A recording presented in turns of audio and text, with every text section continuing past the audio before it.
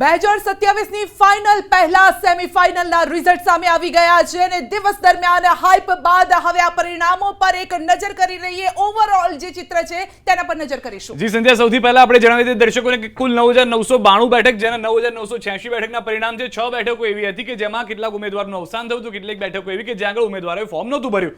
મહાનગરપાલિકાની વાત કરીએ 1044 બેઠકમાંથી 937 બેઠક ભાજપે મેળવી, કોંગ્રેસ 95 બેઠક અને અન્યના ફાળે 12 બેઠક ગઈ હતી. જ્યારે નગરપાલિકામાં 2624 માંથી 1989 બેઠક ભાજપના ફાળે ગઈ, કોંગ્રેસ 458 બેઠક મેળવી છે અને અન્યના ફાળે 177 ગઈ. જિલ્લા પંચાયતની વાત કરીએ 1090 બેઠક, બીજેપી 81 ના સ્ટ્રાઇક રેટ સાથે 892 બેઠક પર જીત મેળવી ચૂકી છે. કોંગ્રેસ 136, અન્યના ફાળે 62 ગઈ છે, જેમાં આમ આદમી પાર્ટી અને અપક્ષો પણ છે. તાલુકા પંચાયત 5234, જેમાંથી 228 કુલ બેઠકના આ રિઝલ્ટ છે. 3674 પર ભાજપ, કોંગ્રેસ 1049 પર અને 505 અન્ય, જેમાં આમ આદમી પાર્ટી અને અન્ય પણ છે.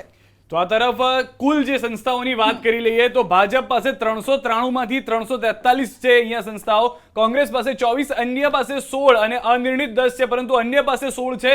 તેમાં આમ આદમી પાર્ટીનો મોટો ફાળો છે. મહાનગરપાલિકા 15 ભાજપ પાસે છે. નગરપાલિકા 84 માંથી 76 જે છે તે ભાજપ પાસે છે, કોંગ્રેસ પાસે 6 અને અન્યના ફાળે 2 ગઈ છે. જિલ્લા પંચાયતની વાત કરીએ તો 34 માંથી ભાજપ પાસે 33 છે અને અન્ય પાસે 1 ગઈ છે. તાલુકા પંચાયત 260 માંથી 219 બીજેપી પાસે, કોંગ્રેસ પાસે 18, અન્ય પાસે 13 ગઈ છે અને અનિર્ણિત રહી છે તેવી 10 છે.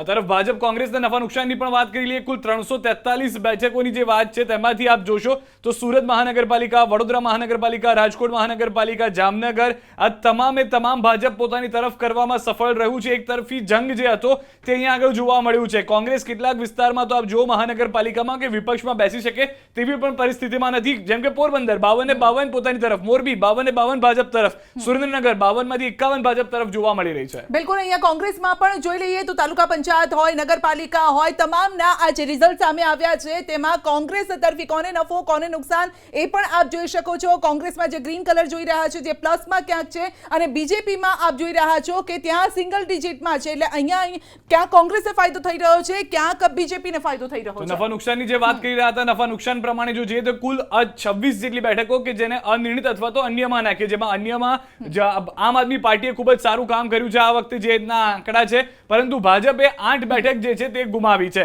જેમાંથી 281 જાળવી રાખી છે, જેમાં અને મેળવેલી ને આગળમાં મનપામાં પણ 62 ટોટલ આંકડો છે, જેમાં મનપા 9, નગરપાલિકા જોવા મળી રહી છે. પરંતુ જે 8 ગુમાવી છે તેમાંથી નગરપાલિકાની 3 અને તાલુકા પંચાયતની 5 બેઠકો જોવા મળી રહી છે. કોંગ્રેસની વાત કરીએ તો 7 જાળવી રાખી છે, નગરપાલિકા 1 જાળવી રાખી છે, 6 અન્ય. બીજી વાત આપણે કરી રહ્યા છે મેળવી કઈ છે અને આગળ કઈ છે તો કોંગ્રેસે 17 અને નગરપાલિકામાં 5 છે.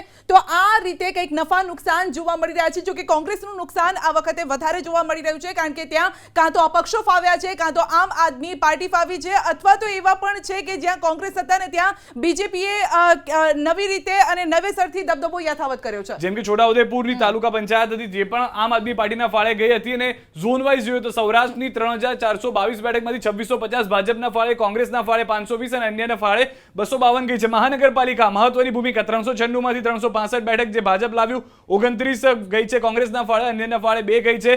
નગરપાલિકાની અંદર પણ 1004 માંથી 787 ભાજપે પોતાની તરફ કરી છે. 78 ના સ્ટ્રાઇક રેટથી કોંગ્રેસ 189 બેઠક લાવ્યું અને અન્યના ફાળે 28 ગઈ છે. જિલ્લા પંચાયત બીજેપીએ 303 કવર કરી છે, કોંગ્રેસે 27, જ્યારે કે અન્યના ફાળે 16 ગઈ છે. તાલુકા પંચાયતમાં પણ 1195 બીજેપીના ફાળે ગઈ છે અને કોંગ્રેસ પાસે 275 જ આવી છે. ઉત્તર ગુજરાતની પણ વાત કરીએ 2093 બેઠકો, કારણ કે જે રીતે પહેલા પણ જણાવ્યું કે કેટલીક બેઠકો પર ચૂંટણી નથી થઈ શકી, મૃત્યુ થઈ ચૂક્યા છે, અવસાન થઈ ચૂક્યા છે, તેના કારણે ભાજપ 1461 બેઠક મેળવ્યું છે, કોંગ્રેસ 562 બેઠક અને અન્યના ફાળે 70 ગઈ છે. મહાનગરપાલિકામાં અહીંયા પણ દબદબો યથાવત, 47 બેઠક 52 માંથી ભાજપ પાસે રહી છે. નગરપાલિકાની અંદર 636 માંથી ઉત્તર ગુજરાતમાં 493 બેઠક પોતાની તરફ કરી, કોંગ્રેસ જે છે 115 પર સીમિત રહ્યું, અન્ય 28 બેઠક છે જેમાં એસપી અને એઆઈએમએમ નો પણ સમાવેશ થાય છે. બિલકુલ, જિલ્લા પંચાયત 244 માંથી 180 બીજેપી પાસે, કોંગ્રેસ પાસે 61 અને અન્ય પાસે 3, જ્યારે તાલુકા પંચાયતની વાત કરીએ 1164 માંથી 741 બીજેપી પાસે અને કોંગ્રેસ પાસે 381 અને અન્ય પાસે છે 39. આ તરફ મધ્ય ગુજરાતની 2700 538 બેઠકમાંથી 2068 ભાજપના ફાળે, કોંગ્રેસ પાસે 391 અને અન્યના ફાળે 279 ગઈ છે. ભાજપનો દબદબો મહાનગરપાલિકામાં અહીંયા પણ મધ્ય ગુજરાતમાં 323 બેઠક સાથે જોવા મળી રહ્યો છે. વડોદરાનો વિરોધ હતો છતાં પણ નગરપાલિકામાં પણ 628 માંથી 434 પોતાની પાસે રાખી, કોંગ્રેસ પાસે 888 ગઈ છે. પરંતુ અહીંયા આગળ અન્ય કોંગ્રેસ કરતા આગળ નગરપાલિકામાં જોવા મળી રહ્યું છે. બિલકુલ, નગરપાલિકામાં અહીંયા પણ લગોલગ અહીંયા જોવા મળ્યું છે. કોંગ્રેસના લગોલગ અન્ય પક્ષો પણ જોવા મળ્યા છે, એટલે કે એમાં અન્ય પણ છે, આમ આદમી પાર્ટી પણ હોઈ શકે, એમ પણ હોઈ શકે છે. જ્યારે કે બીજેપીની વાત કરીએ તો 298 માંથી 252 જિલ્લા પંચાયત બીજેપીના ફાળે ગઈ છે. તાલુકા પંચાયતની વાત કરીએ તો 1059 બીજેપી પાસે, જ્યારે કે કોંગ્રેસ પાસે 231 અને અન્ય પાસે 150. એટલે આ જે જિલ્લા પંચાયત તાલુકા પંચાયત જોઈએ તો ચિંતાજનક જરૂર કોંગ્રેસ માટે રહેવાનું છે. દક્ષિણ ગુજરાતની વાત કરીએ 1305 બેઠક ખુદ ભાજપ પોતાની પાસે કર્યું, 75 ના સ્ટ્રાઇક રેટ સાથે, 15 ના સ્ટ્રાઇક રેટ સાથે 266 બેઠક કોંગ્રેસ પાસે અને અન્ય પાસે 150 બેઠક ગઈ છે. પરંતુ મહાનગરપાલિકા 202 બેઠક દક્ષિણ ગુજરાત સુરતમાં આ વખતે આમ આદમી પાર્ટીને એકમાત્ર બેઠક, 4 બેઠક મળી હતી, કોંગ્રેસને સુરતને એકમાત્ર બેઠક મળી છે.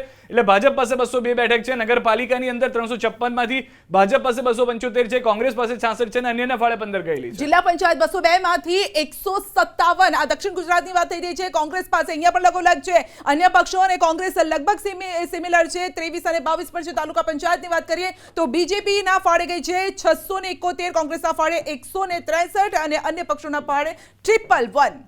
તો આ તરફ મહાનગરપાલિકાઓ પણ જે છે, જેમાં આ વખતે અમદાવાદમાં 160 બેઠક જાળવી રાખી છે, પરંતુ કોંગ્રેસને અહીંયા ફાયદો સંધ્યા થયો છે 8 બેઠક સાથે, કેમ કે અન્ય જે એઆઈએમઆઈએમ સહિતની પાર્ટીઓ હતી તેને આ વખતે એક પણ બેઠક અમદાવાદ ખાડિયા પણ છે. ખાડિયાનું રિઝલ્ટ પણ બીજેપી માટે અપસેટ સર્જનારું હતું. બહુમતી આગળ અહીંયા જોઈ શકો છો, 15 માંથી બીજેપી 15 જીતી ચૂક્યું છે. એટલે હવે નવા મેયર શોધવાની હવે કવાયત હાથ ધરવામાં આવશે અને કયા નવા ચહેરા હશે તે પણ જોવાનું રહેશે. તો અહીંયા નગરપાલિકામાં પણ વાત કરીએ તો 76 બેઠકો જે છે તેમાં બહુમતી અથવા તો એટલે કે હવે જીતી ચૂક્યું છે. તેમાં બાબરા, દામનગર, ધારી, મોડાસા, બાયડ, ઉમરેડ, ખંભાત, પેટલાદ, ભાજપ પાસે 76 બેઠક, 76 નગરપાલિકાઓ એવી છે કે જે તેમાં જીત હાંસલ કરી ચૂક્યું છે. બિલકુલ, કોંગ્રેસ પાસે 6 રહી છે, સિક્કા, જામરાવલ, આમોદ, માળિયા મિયાણા, ડભોઈ અને વડાલી, જ્યારે કે અન્ય પાસે બોરસદ અને ઠાસરા ગઈ છે. આ તરફ જિલ્લા પંચાયતની પણ વાત કરી લઈએ. જિલ્લા પંચાયતમાં 33 જિલ્લા પંચાયતો જે છે, તાપી, સુરેન્દ્રનગર, વડોદરા, વલસાડ, પાટણ, પોરબંદર, એટલે કે 34 જિલ્લા પંચાયતમાંથી 33 જિલ્લા પંચાયત ભાજપે ત્યાં દબદબો કાયમ રાખ્યો છે. ફક્ત એક નર્મદા અને સંધ્યા છોડી દઈએ, જ્યાં કદાચ આમ આદમી પાર્ટી જે જોર લગાવ્યું હતું તેનું પરિણામ તેઓને મળ્યું છે. તાલુકા પંચાયતની વાત કરીશું તો અહીંયા પણ બીજેપી 219, જ્યારે કોંગ્રેસ 18, અન્યના ફાળે ગઈ છે 13. એટલે અહીંયા પણ કોંગ્રેસ અને અન્ય પક્ષો સિમિલર ક્યાંક નજીક જોવા મળ્યા છે. અનિર્ણિત રહી છે એવી 10 છે. જો કે લિસ્ટ લાંબુ છે, વાંચવા જઈએ તો કદાચ વધારે લાંબો સમય પણ વીતી જાય તેમ છે.